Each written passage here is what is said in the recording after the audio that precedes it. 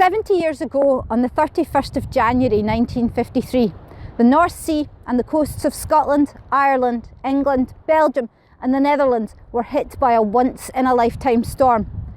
It claimed many ships and many lives, but the greatest tragedy of the Great Storm was what happened to the Princess Victoria, a passenger ferry that plied its trade daily between Cairn Ryan and Larne. On the night before, a severe storm warning had been issued, but the Princess Victoria sailed as usual out of Cairn Ryan into the loch at 7:55 a.m. The captain, James Ferguson, had 17 years' experience on various vessels, and his crew was equally experienced. The Princess Victoria had been launched in 1946, and in 7 years of sailing she'd been proven sturdy and reliable. But in the relative shelter of Loch Ryan, none of them realised just how bad the storm they were sailing into was going to be. As soon as they left the loch and entered the open seas between Scotland and Ireland, they did begin to realise. Captain Ferguson tried to turn the Princess Victoria around, but that was when the first disaster struck. The swell of the seas was so much that one of the doors in the car deck was buckled and water began leaking into it. By 9:55, the water had flooded the car deck and was causing the Princess Victoria to list. Struggling on towards Larne was beginning to look like a bad idea. So the ship's radio operator, David Broadfoot, sent out a call for assistance, which was picked up by Portpatrick Radio. The message read, "Hove to off mouth of Loch Ryan. Vessel not under command. Urgent assistance required." Meaning that the captain and the crew believed that they were still not far from the mouth of Loch Ryan.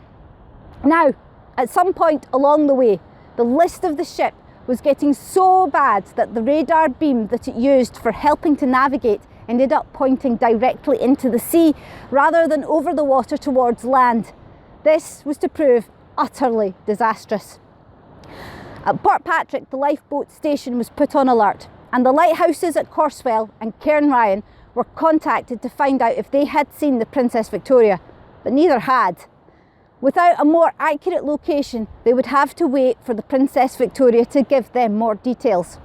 Then, at 10:31 a.m, the Princess Victoria sent through an SOS. 2 minutes later, this was followed by a second message from David Broadfoot. 4 miles northwest of Corswell, car deck flooded. Heavy list to starboard. Require immediate assistance. Ship not under command.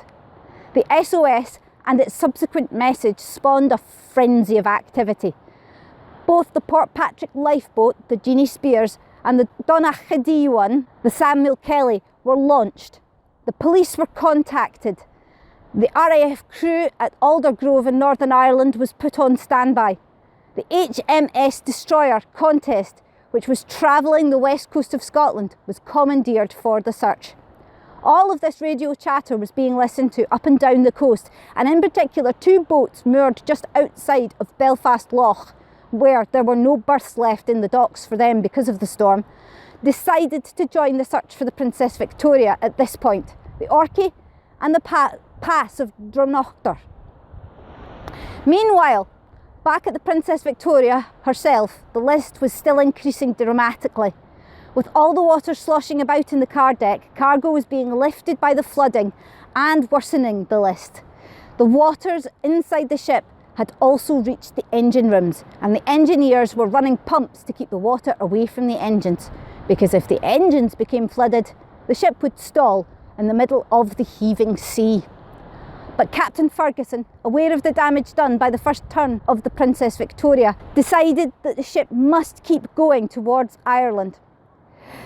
With a widely reported calm demeanour, he called for the lifeboats to be readied and for passengers to be issued with life jackets. He addressed the passengers himself over the ship's tannoy, reassuring them while explaining the situation. But then the Jeannie Spears arrived at the location that David Broadfoot had reported, only to find no sign at all of the Princess Victoria.